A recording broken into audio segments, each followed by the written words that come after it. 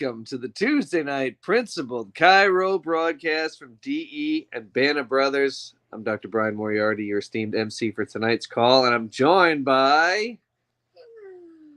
And Emma, what is coming up next week for you? My birthday. Your birthday? And how old are you going to be? 5! So exciting. So for everyone in DE land, wish Emma a happy birthday. She's having a pool party this Saturday at the house with all of her friends. And then on her actual birthday, we're spending the day at Disney. So how exciting will that be? You excited? Yay! I'm excited for you too. So happy birthday, Emma, turning the big 5 next week. Anyway, welcome to our Tuesday night call. We got DE coming up, guys. Just 6 weeks away here. I don't know, Tiff, do you have any overlays for DE possibly? There you go. Tiff stepping up here in Kat's absence today. Here's our upcoming DE schedule, guys. Don't forget Atlanta, July 27th to the 30th. Then we're back in Atlanta, October 19th to the 22nd. Don't forget GCC Chiro Cup is also on that October 19th DE, the Thursday right before. Then we're in sunny Clearwater, January 18th to the 21st. And back in Clearwater, April 18th to the 21st. Because the old Hyatt in Sarasota is getting torn down. So if you haven't registered, go to lifede.com. Get registered immediately. We're about 6 weeks out. Now's the time to book your hotel. If you haven't booked your hotel, get with Kat. Room block's probably going to be going soon. Get your airfare. After this call, I think I'm going to book my airfare tonight. It's a Tuesday. That's a good time to book airfare. For me, are you coming to DE?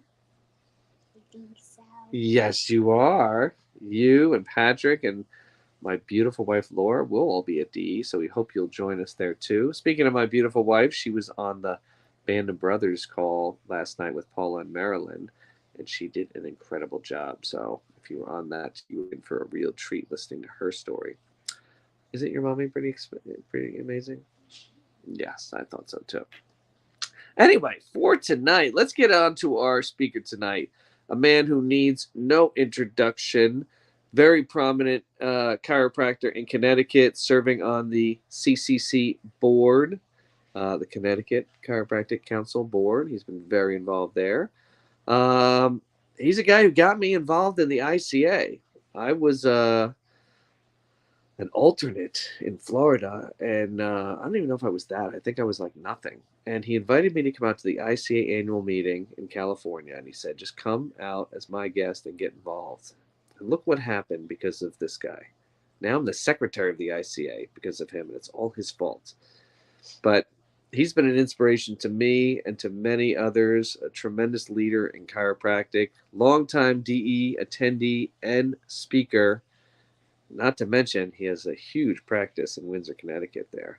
So without further ado, you guys are in for a real treat tonight. The 18th president of the ICA from Windsor, Connecticut, Dr. George Curry. Thank you, George. Take it away. We love and appreciate you.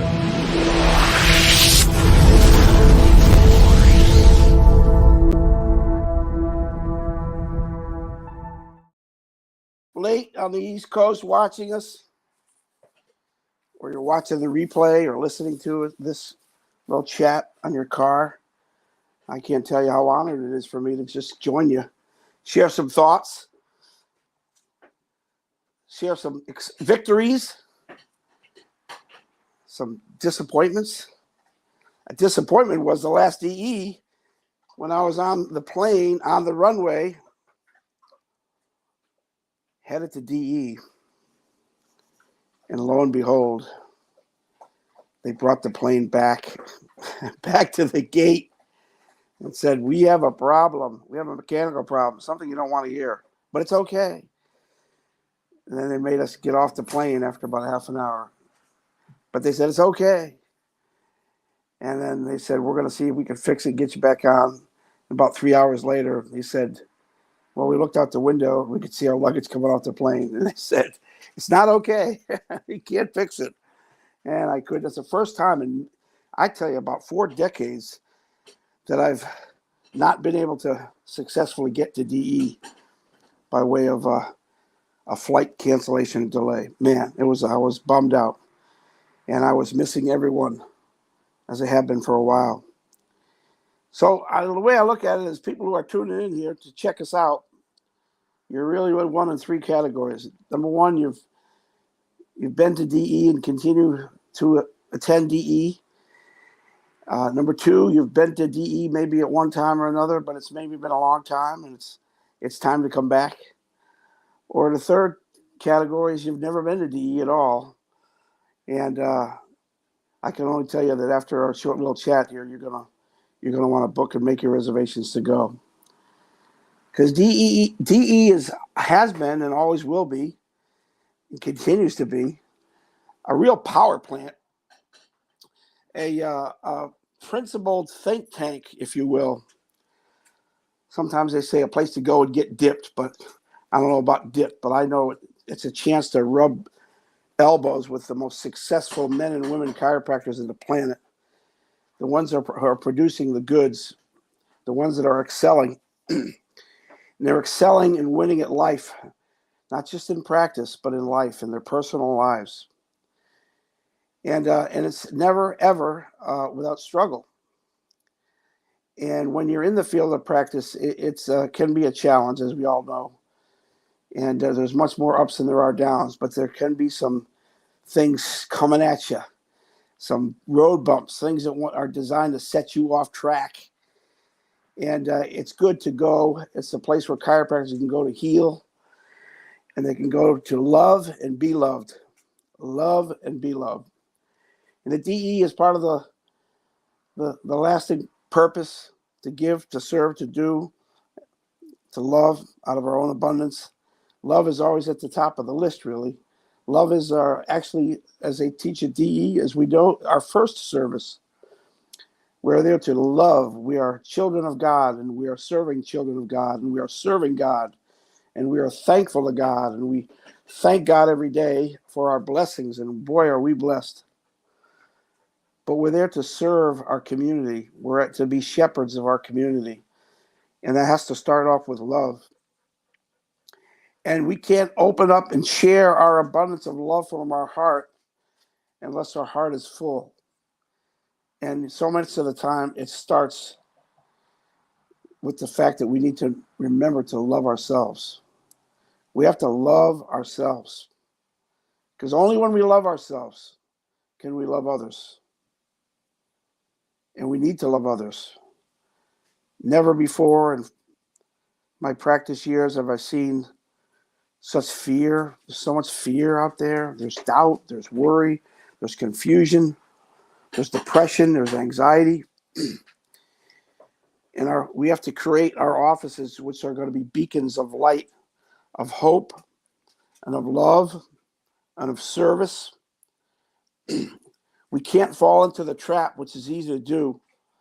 You can't fall into the trap and start to get all whipped up and get knocked off path and get knocked off track. Can't do it. There's too much at stake. The patients and their welfare and their benefit is at stake. But it's easy to do, especially in the social media world. You see something and it ticks you off and sets you off, and you get bitter and you get angry and you get upset. And you gotta just have thick skin and stop the hating and start the appreciating. You must appreciate. We can't hate.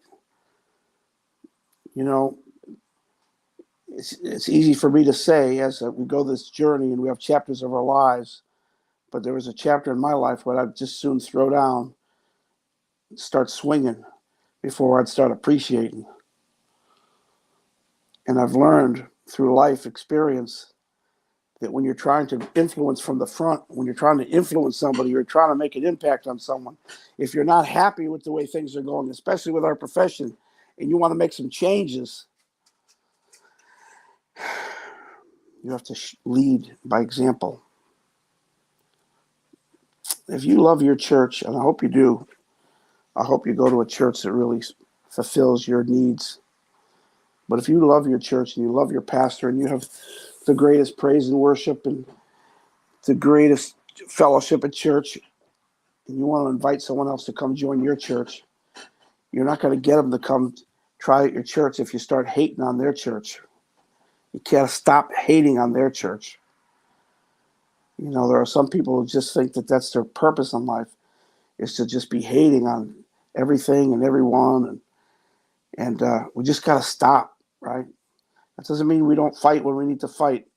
And we've got fights that we have to have. But I mean, good Lord, I saw someone post the other day that said that B.J. Palmer wasn't worthy of Green Book philosophy because he wore a white clinic jacket when he was at the B.J. Palmer clinics. I mean, come on. Give me a break. We got to get it, that love bubble that they used to talk about, Sid used to talk about. And when we're in our office, we have to have an office where we can spread the joy. We can make people feel elevate. We can elevate them from wherever level they're at. And we can make people smile. And we can make people happy. And our office is a warm, comfortable, friendly environment. But we have a quest for success. There's always been a quest for success at DE. DE has always had the largest practitioners in the planet. When I first got out of chiropractic college, I couldn't practice because there were no Part 4s, and you could have to take a individual state exam. And mine, Connecticut exam, was only given in July and January. So when you graduate in October, you got to wait around for the state test. So I took on a job working, and while I was working full-time as a substitute teacher and a full-time assignment teaching physics at a local high school, I traveled on the weekends to visit the largest practices in the country. And at the time, it was and still is one of the largest practices. At the time when I went, it was $2,500 a week. Now there's still probably around $2,000 a week. It was Lloyd Latch's clinic in San Francisco. Now it's called the Latch So clinic. And I got out to that clinic, and yeah, Lloyd Latch and Dr. So had been to DE. They were familiar with DE, and they were serving. It was the largest constant practice, in the world. 18 adjusting rooms. It was just unbelievable. But my point was that now, some 40 years later, just recently, I was with a group of chiropractors, and sitting next to me was Dr. So. And he had never known that years ago I had stopped to see his office. And we talked and we shared about DE and how powerful DE is. So the quest for success is, what can I do to build a volume practice? And what are you going to get out of DE, or what are you going to give, sometimes as important or more important. But what drew me to DE early on was the philosophy. I love the Palmer philosophy. And at DE, Dr. Sid Williams and Dr. Dee Umber, they were meeting regularly with groups of chiropractors to rub elbows with those who were steeped in the chiropractic philosophy. And going on in the early meetings in Atlanta, Dr. Sid and Dr. Dee would get together with chiropractors, and they'd get together and they'd be wearing their stethoscopes around their neck. And they said, this isn't the crowd for us. So he filled a void and created DE. And there's been so many hundreds of meetings, and there are tens of thousands of chiropractors that have gone to DE. And some come from as I mentioned, me initially, for the philosophy.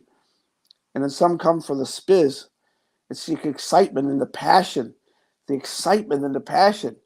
Your battery can run a little low, because sometimes when you're practicing, if you don't have an opportunity like I do to just fellowship and talk with chiropractors in our own practice and in my family, you could feel like you're on an island, you're on a rock.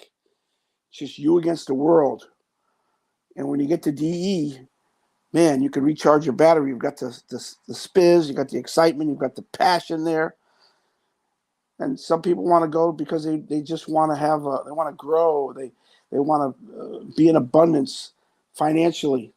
And you'll see that the practices at DE, many of the practices at DE are the multi-million dollar practices. And they're multi-million dollar practices because of the pure numbers of people that they serve. So if you want to learn about volume practice, you want to learn about family practice, it's all there for you at DE.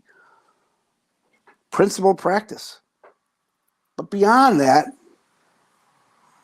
and most importantly, how about a successful life? How about successful relationships? How about your relationship with God? How about a relationship with your spouse, your significant other, your children? What about that relationship? Because it's a complete package. You can't have one without the other. And that's what you get at DE. You get an opportunity to share and to learn. And many times you keep hearing this phrase, we got to peel the husks back, the husk back, the layers of the onion get peeled back. And you become a better person. You leave a different person. You're going to be a different person any way you chop it up. You're going to be a different person. One thing from now, I can guarantee is 5 years from now, you're going to be a different person. Are you going to be a better person? A more enlightened person? A more passionate person? A more complete person? A more understanding person? And that's the journey. The journey. We never get there. We do the best we can. We serve Almighty God to the best of our ability to take care of His children. And it's not easy, but boy, is it fun. I am just thrilled. And I'm in practice adjusting people today and yesterday and tomorrow and Friday. And it's just so exciting. And I've never seen the office as busy as they are today. I've never seen so many pregnant women and children coming in, wild numbers coming in of new patients and patient visits. It's just so exciting for everyone concerned.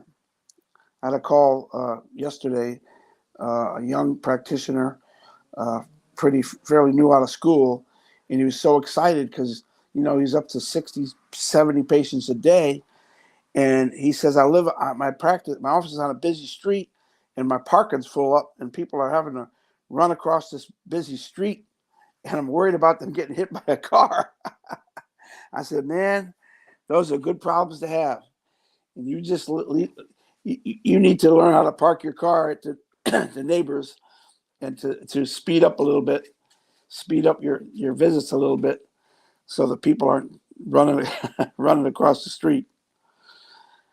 But I wanted to share a little message, a couple things they jotted down, a couple of things I wanted to share when at the last DE that I didn't get it to make it down to. But one of them was that when we provide our service to our patients and we're loving them, really loving them heart to heart, we're listening to them, we're compassionate, we hear what's happening with them.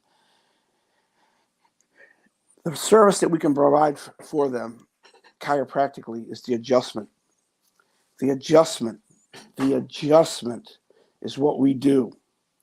Now, I know people say, "Hey, I'm the happiest when people come in and they're clear and they don't have to adjust them."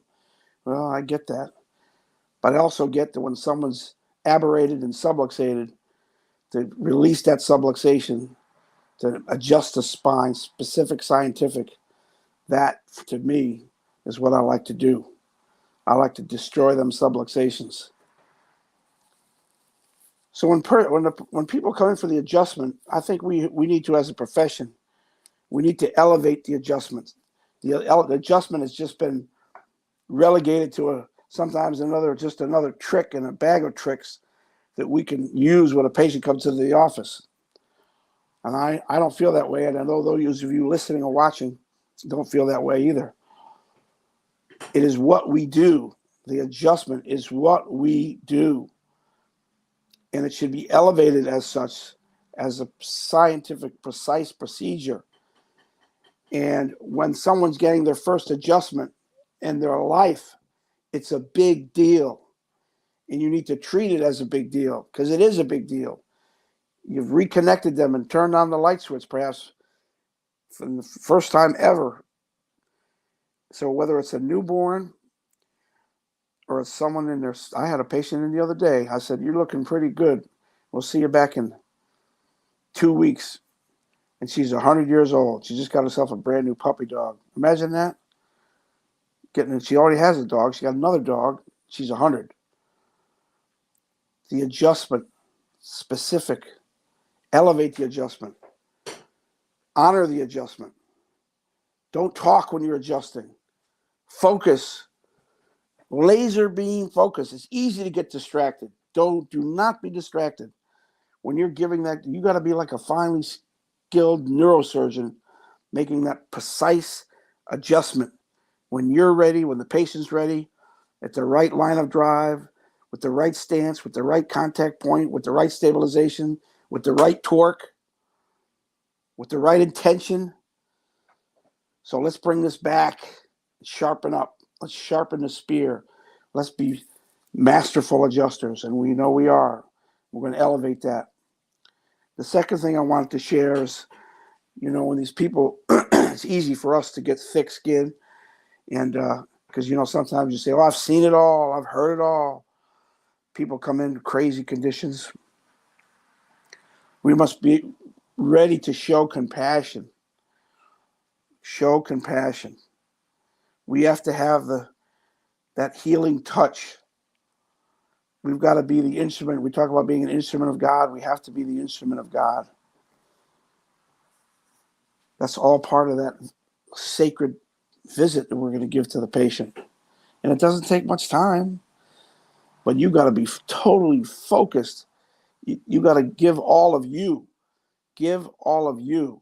That's why after a long day of adjusting hundreds of people, you've given of yourself. You have given of yourself.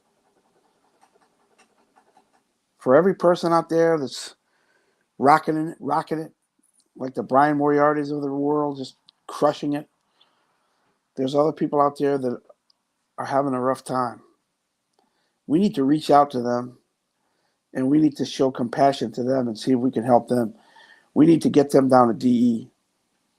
I know that, boy, there was a time in the late 90s, early 90s, late 80s, we'd come down to DE from Connecticut, and we'd have about a dozen people all on the same flight, and we'd coordinate, come down, we'd all be wearing Hawaiian shirts or just cutting up. More people need to hear the message, to be inspired, to be motivated, to be loved, to be encouraged, to elevate their game. It's life and death, elevating their game. So show compassion and help your fellow chiropractor. Reach out. And I know that if we make it, our business to concentrate on it, it can be done. It will and can be done. And the last thing I want to share is that we have a duty and a responsibility because of what we know to share with others. Now, I talk about sharing with others about DE, but now I'm talking about with the patient. The patient, when we explain our story and what chiropractic is and the power of the body to heal itself and the subluxation, which is an impediment to homeostasis, an impediment to them being able to adapt to their environment, and how masterful and how wonderful our Creator has created our body with the ability to heal all or nearly all conditions if given the right environment. People need to hear that because they think they're too dependent on the drug and the pill and the powder and the potion, and they're just one visit away from surgery, one visit away from a life full of drugs, of unhappiness, of addiction. We have to tell the story. We have to tell the story. And we have to tell the story over and over and over and over and over again. You can't get tired of it. You got to psych yourself up. You got to be pumped up. You got to be able to reach out for another person. Another person. We have to be the evangelist to spread the word of chiropractic. Because if we don't do it, who's going to do it? Right? We need to be so sold out, so over the top, so all in that we will never, ever, ever, ever stop. And we know what a big job it is. Because not miles from you where you're sitting, not miles from where I sit, not miles. Somebody's popping a pill, some kid's taking an inhaler, somebody's crying, just crying because they've had headaches for so long they can't even lift their head off the pillow. And the relationships are shattered. They can't work. The quality of life is down the tubes. And if only they could be connected, only they could be connected. Never stop. I had a woman who lives in an apartment very close to my house, just around the corner from my house. And I got a call. It was from a neighbor, and she said she is in an apartment or house. Can you come and can you see her? Can you help her? And she was non-ambulatory. She had a nurse practitioner there. I said, absolutely. Went to her house. I said, we'll check you. And we adjusted her. And she was immediately helped. Within 48 hours, she was felt like a different person. She was reconnected. And the neighbor who owns the apartment told me that she was just so much better. And I said, well, call me. Let's get you in the office. And she never got in the office. I said, well, call me. I'll come over to the house. And she never called me. I didn't get into the house. And I called her, and there was no answer. I saw the neighbor recently, and she said, oh, she says, I want you to know that she died. This woman, elderly woman, had died. And she said when she was at the end, she was calling for you. She's calling for me. I only met this woman once in my life. But that one adjustment had such an impact on her that on her deathbed, she was calling for me. So the impact that you can make on people, not even knowing about it, make an adjustment, you don't think twice, and you're changing lives. Sometimes you don't see a person for a long time, and it's not bad. They've just gone in another direction, but you've influenced them. You've had a positive impact in their life. Speaking of impact, I've done a lot of mission work over the years. Some of you know I've been last 4 or 5 years been working in the Dominican Republic. I'm supposed to be there next week. I talked to the pastor today, talk about counting our blessings. I said, hey, pastor, how we doing over there? He said, it's hot, hot, hot. I said, oh, well, it's hot here too. He said, no, it's 102 degrees every day. I said, well, that is hot. And he says, we have no air conditioning. I said, well, yeah, I know. It's a third world country. He said, we have some air conditioning, but we have no power. And the last 5 nights, it's been so bad that the people have taken to the streets and started burning tires and burning things. And there's an upheaval because they're upset that the island's power grid can't suffice and can only go on for so many hours, and then it goes off. And we say, what do we have here to complain about? What can we complain about? I heard Emma's going to be going to Disney World. God bless her. What do we have to complain about? She's going to have a great birthday celebration. God bless the kids. So showing compassion, doing what you can to serve your community, getting out and make sure you tell the story, tell the story, tell the story. Don't stop. Good Lord, I know it can get you worn down, but you got to keep going. Be energized. Celebrate. You got to celebrate. Celebrate the victories when you get them. So I want to share this with something. It's a passage that I had. I want to share it at DE. And I didn't get a chance to make it, so I'm going to share this now. You can have flaws. This is a letter that's written to me as it is to anyone else. You can have flaws. You can be anxious. You can be angry. But do not forget that your life is the greatest enterprise in the world. Your life is the greatest enterprise in the world. Nothing is bigger than life, right? Amen. See the blessings of every moment. You are appreciated, admired, and loved by so many. Remember that being happy is not a sky without a storm, a road without accidents, a job without effort, or a relationship without disappointments. To be happy is to stop feeling like a victim and become the author of your own fate.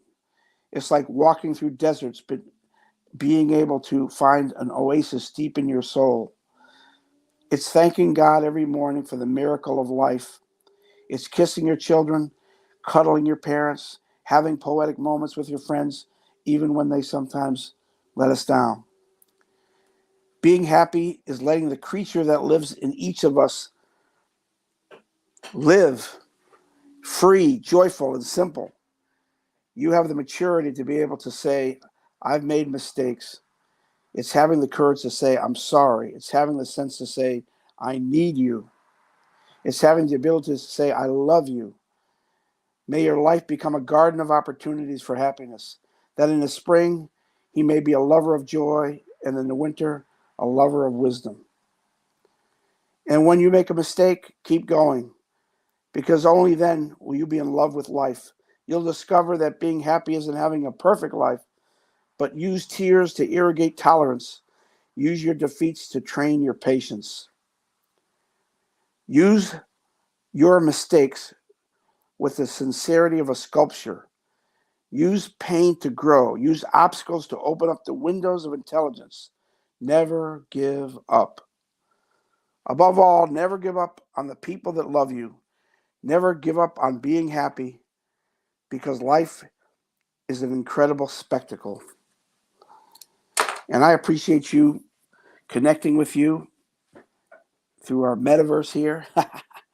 Although I can't see you, but I know those of you have tuned in, and we love you, and I can't wait to see you in person. There's nothing like a live event. Appreciate the opportunity to share, and I look forward to seeing you all very, very soon. Love and appreciate all of you.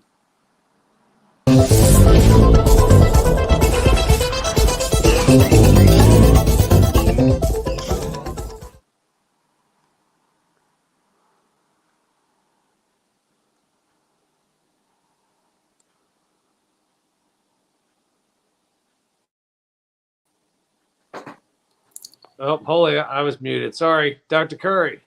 I'm here. Great job, my friend. Sorry, I was muted, and I figured it out. But I appreciate your talk tonight. It was you did a great job. So thank you so much for everything, and thank you for your service to chiropractic. Yeah, man. Hey, I appreciate you, and God bless you. And I want everybody to have a beautiful, powerful, and blessed week. Thanks. Thank you, George. Appreciate you. Love you. I will see you soon, my friend. This guy over my shoulder, whoops, over there, BJ Palmer, is highly approves of you and your presidency in the ICA. So thank you, George. Love you, man. All right, man. I love you guys. Love you. All right. Bye-bye. Take care, guys. We'll see you next week on the DE Principal Chiro broadcast.